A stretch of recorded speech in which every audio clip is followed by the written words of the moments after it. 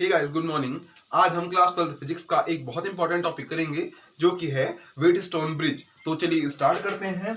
यदि किसी समांतर चतुर्भुज की चार भुजाओं पर चार प्रतिरोध लगा दिए जाए, साथ ही एक विकर्ण पर धारा मापी तथा दूसरे विकर्ण पर बैटरी लगा दी जाए, तो इस व्यवस्था को व्हीटस्टोन से तो कहते हैं। आई होप आपको समझ में आया होगा। क्या कहा, हमारे पास एक समांतर चतुर्भुज है जिसके चार भुजाओं पे हम क्या कर रहे हैं, चार प्रतिरोध लगा रहे हैं। जैसे कि यहाँ पे लगा रखे हैं ये पी, क्यू, आर और एस, चार भुजाओं पे चार प्रतिरोध लगा दिए। और पहले विकर्ण पे हमने एक गैल्वेनोमीटर या धारामापी लगाया तथा दूसरे विकर्ण पे क्या किया, ये ए सी वाला जो विकर्ण है इसको बीच से लगना चाहिए था वैसे, बट मैंने इसको जिससे कि ये जटिल ना दिखे तो मैंने क्या कर दिया, इसको नीचे से जोड़ दिया और इस पे हमने क्या कर दी, एक बैटरी लगा दी। तो इस व्यवस्था को क्या बोलते हैं, व्हीटस्टोन से तो कहते हैं। आई होप ये क्लियर हो गया होगा अब आपको। दूसरी इंपॉर्टेंट चीज इसमें क्या पूछी जाती है, इसका यूज कि व्हीटस्टोन सेतु का क्या उपयोग होता है। तो इसका उपयोग अज्ञात प्रतिरोध को ज्ञात करने के लिए किया जाता है। लिखा भी है, अज्ञात प्रतिरोध को ज्ञात करने के लिए व्हीटस्टोन सेतु का प्रयोग किया जाता है। ठीक है, और मेनली इसमें अज्ञात प्रतिरोध ये एस वाला लिया जाता है। ठीक है, अब इसमें हम पहले तो धारा देखते हैं, धारा कैसे कैसे बहेगी। सबसे पहले हमने माना कि जो ये हमारी बैटरी है इससे हमको आई धारा प्राप्त हो रही है। ए बिंदु पे आने पे क्या हो जाएगा, संधि बन रही है। संधि बन रही है तो किरचॉफ का कौन सा लॉ लगेगा, फर्स्ट लॉ, जिसको हम क्या बोलते हैं, केसीएल लॉ भी बोलते हैं। तो अगर संधि बन रही है तो जो आ रही है धारा, सपोज I1 और I2 धारा में बढ़ रही है। ठीक है, अब जो यहां से जो I1 धारा आई, यहां पे फिर से एक संधि में मिली और ये I1 धारा क्या हो रही है, हट जा मतलब बट जा रही है, आपस में बटेगी ना। एक धारा तो नीचे आ जाएगी इस गैल्वेनोमीटर वाले में और एक धारा इधर बीसी वाले में भुजा में चली जाएगी। तो जो सपोज ये नीचे वाली धारा आई, क्योंकि गैल्वेनोमीटर की धारा है इसलिए मैं इसको IG से शो कर रहा हूं, ये IG हो गई। और अगर ये धारा IG है तो ये वाली धारा क्या हो जाएगी, I1 में से IG माइनस कर देंगे, I1 माइनस IG हो जाएगी। ठीक है, IG। वैसे ही जब ये धारा यहां पे आई तो यहाँ पे IG यहां ऊपर से आई और I2 यहां से आई, इसलिए इस वाले में कैसी धारा बहेगी, कौन सी धारा बहेगी, I2 प्लस IG बहेगी, I2 प्लस IG। और लास्ट में जो हमारा सी वाला बिंदु है इससे नीचे कौन सी धारा बहेगी, हमारी आई बहेगी। क्यों बहेगी, आई धारा बहेगी, क्योंकि जितनी हमारी धारा आती है उतनी ही जाती है। ठीक है, आप चाहो तो इसको जोड़ के भी लिख सकते हो। देखिए यहां से कौन सी धारा आई, इस वाली संधि पे, सी वाली संधि पे I1 माइनस IG धारा आई, इसको प्लस करिए किसमें, I2 प्लस IG वाली धारा में, I2 प्लस IG की धारा में बीजगणित योग हमने निकालना है ना सी बिंदु पे। तो क्या हो जाएगा, I1 से सॉरी IG से IG कैंसिल हो गया, तो हमारे पास क्या बचा, I1 प्लस I2 बचा। और देखिए I1 प्लस I1 और I2 हमारे किसके बराबर है, I के बराबर है। तो क्लियर हो गया, क्यों हमारे यहाँ पे मैंने I धारा लिखी तो यहाँ पे हमको धारा प्राप्त हो गई। अब मैं क्या बोल रहा हूँ, संतुलन की स्थिति जब होगी, ठीक है, जब जो ये चारों प्रतिरोध लगे हैं इनके बीच में संतुलन की स्थिति होगी। पहले तो संतुलन की स्थिति होती क्या है, संतुलन की स्थिति का मतलब क्या होता है, सपोज मैं दो बिंदु ले रहा हूं B और T। ठीक है, तो जो B का विभव होगा वो D के विभव के बराबर होगा, और जब इन दोनों का विभव बराबर है तो विभवांतर क्या होगा, शून्य होगा, क्योंकि विभवांतर क्या होता है, विभवों के बीच का अंतर। ठीक है, तो बराबर में से बराबर घटाएंगे तो जीरो ही आना है उसने। और अगर इसका विभवांतर जीरो है तो इसके बीच में धारा कितनी बहेगी, वो भी जीरो बहेगी, धारा बहेगी नहीं। और अगर धारा इनके बीच में B और D के बीच में धारा नहीं बहेगी तो गैल्वेनोमीटर में विक्षेप आएगा, नहीं आएगा, मतलब गैल्वेनोमीटर में विक्षेप क्या होगा, जीरो होता है। ठीक है, गैल्वेनोमीटर का काम ही क्या होता है, धारा को संसूचित करना। संशोधित करने का मतलब क्या होता है कि हमने जहां पे गैल्वेनोमीटर लगाया है वहां पे धारा बह रही है कि नहीं बह रही है। अगर धारा बहेगी तो गैल्वेनोमीटर में क्या आ जाता है, विक्षेप आ जाता है। ठीक है, तो अब यहाँ पे धारा बह ही नहीं रही है तो गैल्वेनोमीटर में विक्षेप नहीं आएगा। बहुत लोगों को क्या लगता है, गैल्वेनोमीटर धारा को मापने का काम करता है, जबकि ऐसा नहीं है। उसके लिए अमीटर है, ठीक है, वोल्ट मीटर भी है। ठीक है, तो गैल्वेनोमीटर मापता है धारा को, पर बहुत कम धारा को मापता है। ठीक है, मेनली गैल्वेनोमीटर का यूज क्या होता है, धारा को संसूचित करना। इतना क्लियर हो गया।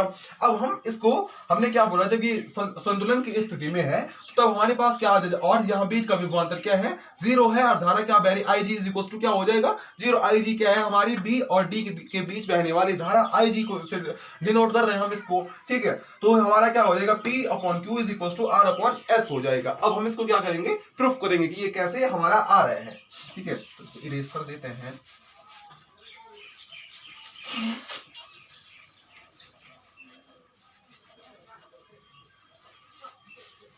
अब देखिए ए बिंदु पे, सबसे पहले ए संधि पे, संधि पर किरचॉफ के प्रथम नियम से, किरचॉफ के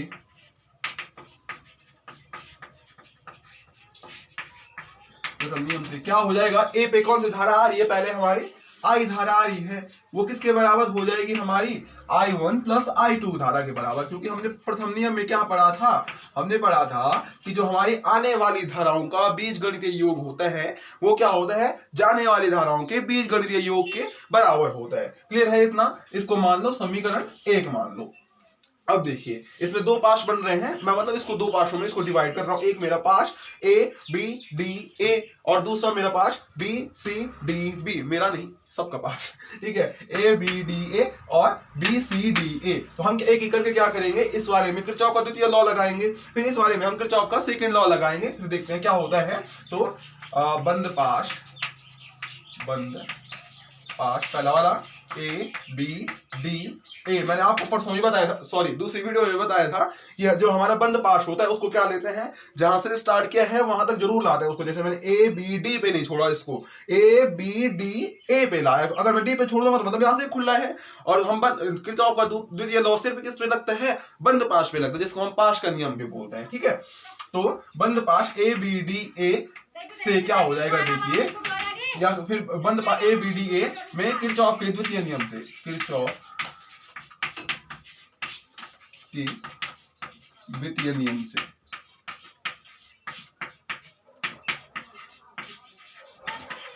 किरचॉफ का द्वितीय नियम लगाएंगे। देखिए याद है किरचॉफ का द्वितीय नियम क्या है, किरचॉफ का द्वितीय नियम क्या है, जो हमारे पास जो परिपथ है उसमें बहने वाली धारा और संगत प्रतिरोध के गुणनफलों का योग क्या होता है, उसमें लगे सेलों के ईएमएफ के इक्वल होता है, ठीक है। तो इसमें पहले वाले में देखिए कौन कौन सी धारा बह रही है, एक यहाँ से I1 धारा बह रही है, ठीक है, और उसका संगत प्रतिरोध क्या है, हमारा P है, तो I1 P हो गया, प्लस क्या हो जाएगा, दूसरा प्रतिरोध कौन सा है यहाँ पे हमारा, ये वाला I2 R है, I2 R है, दूसरा यहां से लेंगे, ये क्या हमारा IG, तो हमारी धारा हो गई, और प्रतिरोध कौन सा है इसमें, कैपिटल G, ठीक है। गैल्वेनोमीटर के प्रतिरोध को मैंने क्या ले लिया, कैपिटल G से ले लिया, प्लस इधर से देखिए फिर से यहां से क्या है हमारा I2, तो धारा बह रही है इस वाले में, और प्रतिरोध क्या है, R है। पर बेटा यहाँ पे देखिए, यहाँ पे सिंबल प्लस का नहीं आएगा, क्यों नहीं आएगा सिंबल प्लस का, बिकॉज हम देखिए यहां से यहां गए तो धारा सेम डायरेक्शन में थी जहां से हम जा रहे थे, यहां से यहां भी आए तो धारा सेम डायरेक्शन में थी, इसलिए इसको भी पॉजिटिव में लेंगे। परंतु जब हम D से A पे आ रहे हैं तो देखिए धारा की डायरेक्शन क्या है, अपोजिट है, तो जब धारा की डायरेक्शन अपोजिट होती है तो हम इसको क्या लेते हैं, माइनस में लेते हैं। क्लियर है इतनी बात, तो ये हमारा क्या हो जाएगा, इक्वल टू क्या हो जाएगा, अब देखिए यहाँ पे हमारे बीच में कोई बैटरी लगी है, नहीं लगी है ना, इस वाले पास में A B D A पास में कोई भी बैटरी नहीं लगी है, और अगर बैटरी नहीं लगी है तो वो किसके बराबर हो जाएगा, 0 के बराबर हो जाएगा। आई होप इतना आपको समझ में आ गया होगा। तो इसको मान लो इक्वेशन नंबर 2, ठीक है। सेम चीज करो कौन से वाले बंद पार्ट में, B C D B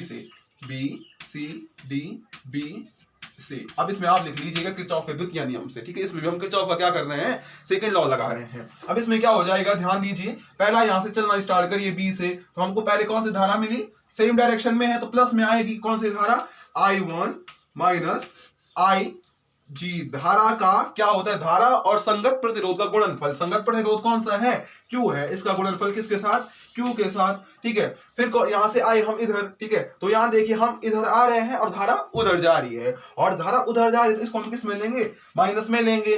पर धारा कौन सी, अब यहाँ पे हमारी I2 प्लस IG, और संगत प्रतिरोध का गुणनफल मतलब किसका गुणनफल, S का, S, ठीक है। फिर यहां आए, फिर यहां से हम कहा जाएंगे, ऊपर जाएंगे, क्योंकि यहां से तो हम इस ऐसे में ले रहे हैं ना इसको, ठीक है। हम देखिए फिर से ऊपर जा रहे हैं और धारा नीचे आ रही है, फिर से ये भी किस में आएगा, माइनस में आएगा, ठीक है। धारा क्या कौन सी है यहाँ पे हमारी IG है, और प्रतिरोध कौन सा हमारा यहाँ फिर से कैपिटल G है, इज इक्वल टू क्या हो जाएगा, 0। इसको मान लीजिए इक्वेशन नंबर हमारी 3। हमारी यहाँ पे क्या हो गई, 3 इक्वेशन बन गई हैं, ठीक है। अब जब हमारी यहाँ पे 3 इक्वेशन बन गई हैं तो अब हम क्या लेते हैं, संतुलन की स्थिति में, ये देखिए संतुलन की स्थिति में, यदि संतुलन की स्थिति में, संतुलन की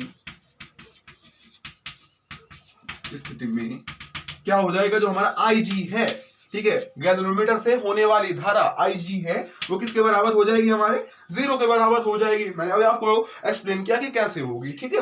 अब जब ये हमारी जीरो हो जाएगी तो मैं क्या करता हूँ, इसको एक एक करके इक्वेशन नंबर 2 में और इक्वेशन नंबर 3 में रखता हूँ, ठीक है। तो आई जी बराबर 0 समीकरण 1 में रखने पर, समीकरण 1 में रखने पर क्या हो जाएगा, देखिए I1P प्लस, अब देखिए आई जी बराबर 0 रखा तो आई जी इंटू जीरो, जी इंटू जीरो क्या हो जाएगा, 0 के बराबर हो जाएगा। मीन्स ये वाला टर्म तो हमारा क्या हो गया, कैंसिल हो गया, खत्म हो गया, ठीक है। बचा क्या हमारे पास ये वाला, तो प्लस माइनस का माइनस होना है। अब इसमें माइनस I2R इक्वल टू क्या आ जाएगा, 0 आ जाएगा। तो इसको मान लीजिए कि क्वेश्चन 4 मान लेता हूं मैं इसको, ठीक है। सेम चीज क्या कर रहा हूं मैं फिर से, आई जी इज इक्वल टू 0 समीकरण का मान समीकरण किसमें, इस वाली में 3 में रखने पर, 3 में रखने पर देखिए क्या हो जाएगा, इसमें रख रहे हैं ना, तो ये हो जाएगा हमारा I1 minus 0 into Q minus I2 plus 0 into S minus I, ये फिर से हो जाएगा 0 into G is equal to 0।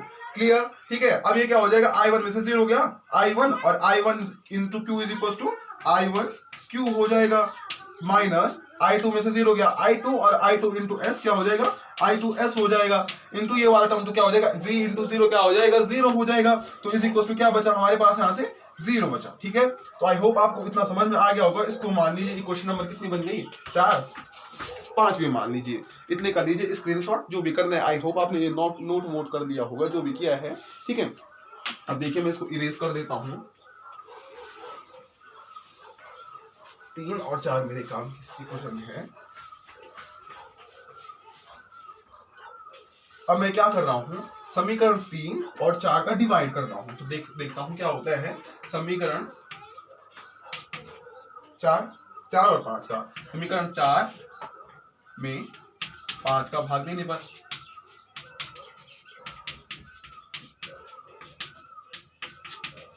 देखिए क्या हो जाएगा, ये 4 का बाएं पक्ष क्या है, एक सेकंड, ठीक है।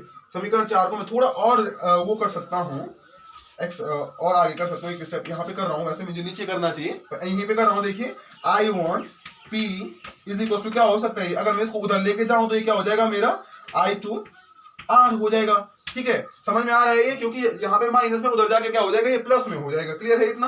और सेम चीज मैं इसमें भी कर सकता हूँ, इस वाली क्वेश्चन में यही आगे पे कर देता हूँ 5वीं के लिए।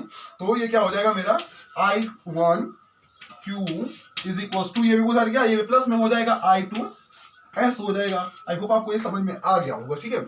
अब दीजिए भाग I1, इसका बाएं पक्ष क्या है, तीसरे का, अब ये हो जाएगा हमारे 3, 4, ये 4 हो जाएगी और ये वाली 5 हो जाएगी, ठीक है। तो इसका 4 का देखिए बाएं पक्ष क्या है, I1P, और इसका क्या है, I1P upon I1Q is equal to, दाएं पक्ष देखिए I2R अपॉन, इसका दाएं पक्ष क्या है, I2S है। क्लियर है इतना, कटा कैंसिल, ठीक है। बचा क्या हमारे पास, P upon Q is equal to R upon S। हो गया प्रूफ, ये तो प्रूफ करना था भाई, जीत ली जंग, ठीक है। तो हमने यहीं से स्टार्ट किया था और हमने इसको क्या कर दिया है, प्रूफ भी कर दिया है, ठीक है। कैसे ये हमारा होता है, ठीक है। तो मेनली अब हम इसमें से क्या कर सकते हैं, अब हमारे पास सपोज P अज्ञात है, R अज्ञात है, Q अज्ञात है या S अज्ञात है, ठीक है। तो मेनली जो S होता है, हम इससे क्या कर सकते हैं, अज्ञात प्रतिरोध को ज्ञात कर सकते हैं। तो आई होप आपको ये क्लियर हो गया होगा कैसे कैसे हमने ये किया है, ठीक है। चाहे तो इसको मैं इसको थोड़ा और चेंज करके भी लिख सकता हूँ, P अपॉन इसका मल्टीप्लाई इधर R इक्वल्स टू इसके इधर, तो ये क्या हो जाएगा, Q अपॉन S। ये है क्या दिख रहा है आपको, P और Q क्या है, संलग्न भुजाओं के प्रतिरोध, और R और S भी क्या है, संलग्न भुजाओं के प्रतिरोध। संलग्न का मतलब जुड़ी हुई भुजाओं के प्रतिरोध। ये नहीं कि P के साथ सीधे S ले लिया नीचे से, ए बाबा फिर तो काम खराब हो जाएगा, ठीक है। संलग्न भुजाओं के प्रतिरोध हमको एक साथ लेने हैं। देखिए यहाँ पे संलग्न थे, P और Q संलग्न है, और यहाँ पे भी देखिए P और R संलग्न है। तो आई होप आपको ये समझ में आ गया होगा और बहुत अच्छे से इसको एग्जाम में भी करके आएंगे। एग्जाम पेपर सो इसे है, और आई होप आपको बहुत अच्छे से पढ़ाई कर रहे होंगे। तो इसी के साथ इस टॉपिक को एंड करते हैं, एंड तो हो ही गया है। तो मिलते हैं नेक्स्ट टॉपिक में, तब तक पढ़ाई करिए अच्छे से, और वीडियो अच्छी लगे तो लाइक, कमेंट्स और शेयर जरूर करिएगा। Thank you.